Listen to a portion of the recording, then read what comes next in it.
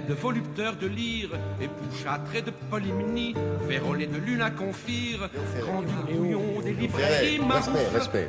Léo Ferré, respect.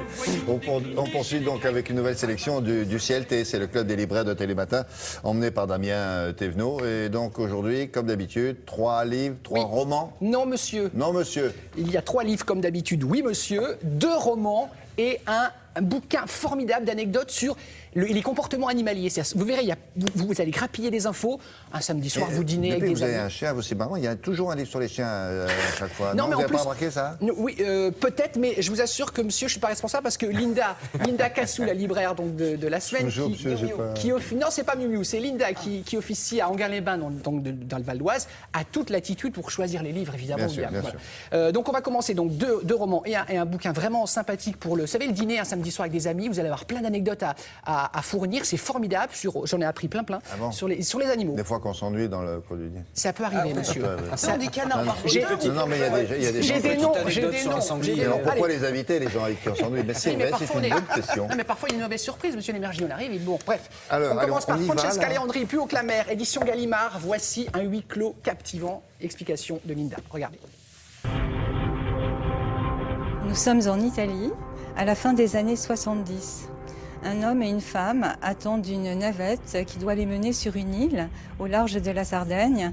Sur cette île se trouve un centre pénitentiaire de haute sécurité.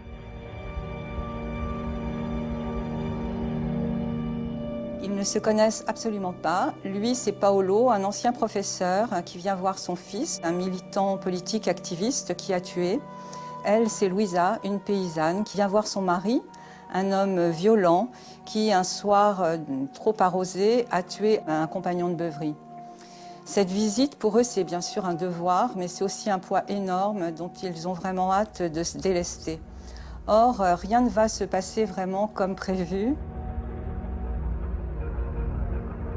Cette espèce de huis clos, cette parenthèse hors du temps, va leur donner l'occasion à chacun de, en quelque sorte, lâcher prise. Ça changera entièrement le cours de leur vie. C'est un livre d'une force juste incroyable qui donne envie d'aller de l'avant. Mon deuxième coup de cœur, un livre réjouissant qui fourmille d'anecdotes, Les animaux en bord de chemin de Marc Giraud aux éditions Delachaux et Niestlé. Marc Giraud, c'est un naturaliste, un écrivain spécialisé en zoologie. C'est aussi un photographe et il nous propose dans ce livre de partager sa passion animale au fil de nos promenades, qu'elles soient citadines ou campagnardes. Comment les animaux voient-ils, entendent-ils, communiquent-ils entre eux, comment s'aiment-ils? On sait que les écureuils font des réserves pour l'hiver de noisettes, de glands, de graines, mais ils font aussi des conserves de champignons. Ils récoltent des champignons qu'ils grimpent en haut des arbres, ce qui va les dessécher et leur fournir des champignons pour tout l'hiver. Et alors celle qui m'a franchement le plus amusée, les escargots. Eh bien, les escargots ont plus de dents qu'un requin. Un petit gris, par exemple, ça a 14 000 dents. Un escargot de Bourgogne, 25 000. Je pense que Marc Giraud, honnêtement, c'est un mammifère incroyablement sympathique et talentueux. Et pour terminer, un roman savoureux, Cristal noir de Michel Tourneur, aux éditions Fayard. Pearl est une jeune photographe américaine qui vient à Paris pour faire un livre sur la gastronomie française. On est au printemps 1929, elle arrive dans un Paris en plein bouillonnement artistique, intellectuel, culturel. Elle va choisir de s'intéresser plus particulièrement à un restaurant qui s'appelle le Paquebot, un lieu absolument hors norme où l'on sert des plats d'exception. Ce que réussit formidablement bien Michel Tourneur, c'est de nous raconter l'effervescence de ces années folles, avec une écriture extrêmement souple et élégante.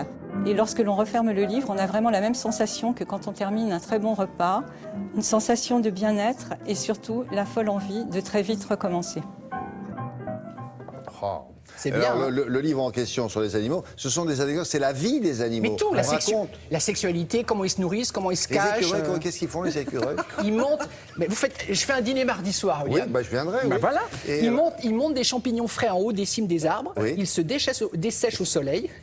Et donc l'hiver, ils ont des champignons déshydratés pour passer l'hiver. Non, mais il faut s'inspirer du comportement animalier. non, vous, non, c'est l'élite, Non, hein, ça donne excusez-moi. vraiment envie, en tout cas. Vous aurez va se votre petit marrer. livre pour le dîner. On hein. viendra, oui. D'ailleurs, on Avec dit votre malin petit comme Et vous vous absentez de temps en temps, vous allez potasser une erreur, et puis vous revenez à table. Dis donc, tu connais l'histoire du rat qui.